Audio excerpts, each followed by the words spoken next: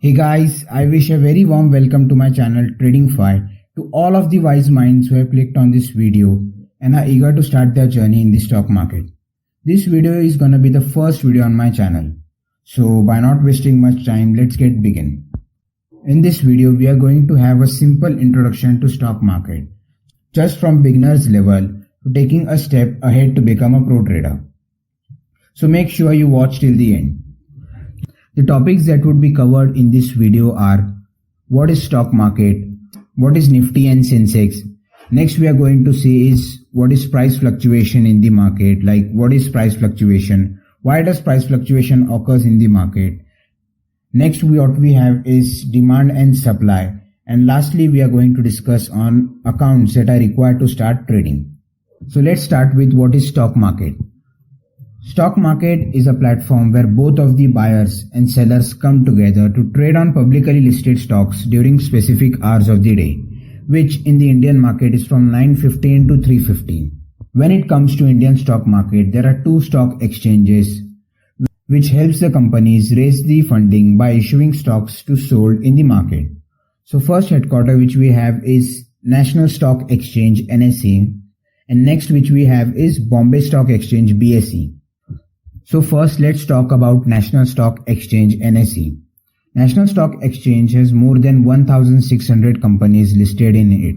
Like from all across the country, more than 1,600 companies are publicly registered under the NSE. And among these 1,600 companies, top 50 companies from various sectors such as FMCG, metal, energy, IT, finance or other sectors etc. are selected. These top companies form an index which is called as Nifty or Nifty 50. By analyzing Nifty, we can have a clear idea about the condition of the market. Let's understand this. When we analyze Nifty, we tend to analyze various sectors which are involved in it. Like we tend to analyze FMCG, we tend to analyze IT, finance and all other sectors which contribute in Nifty. Hence, we get a clear idea about the market by just analyzing Nifty. Next headquarter which we have is Bombay Stock Exchange. Bombay Stock Exchange has more than 3,000 companies listed in it from all across the country. And among these 3,000 companies, top 30 companies are selected from various sectors.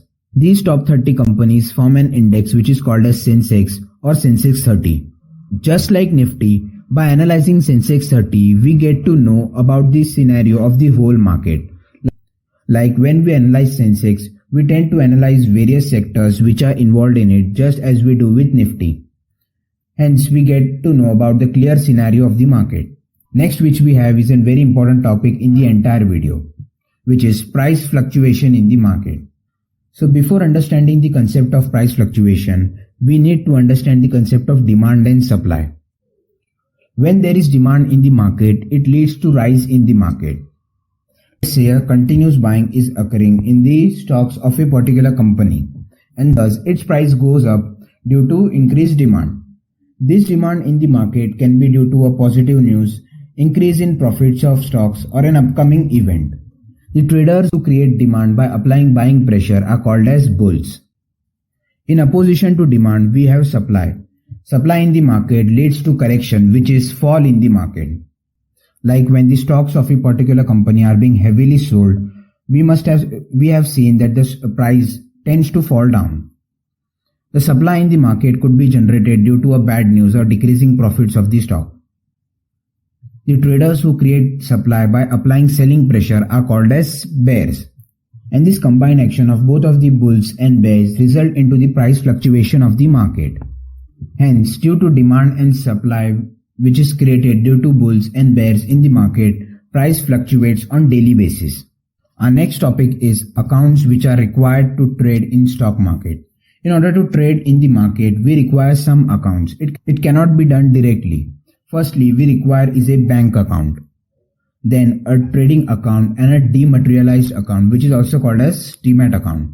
Money in the bank account is transferred to the trading account to buy the stocks, and the stocks are stored in demat account in the dematerialized form.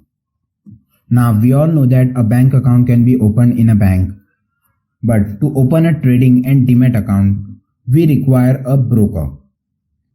There are many discount brokers in the market like Upstocks, Angel One, through which we can open a demat and trading account at a very nominal prices.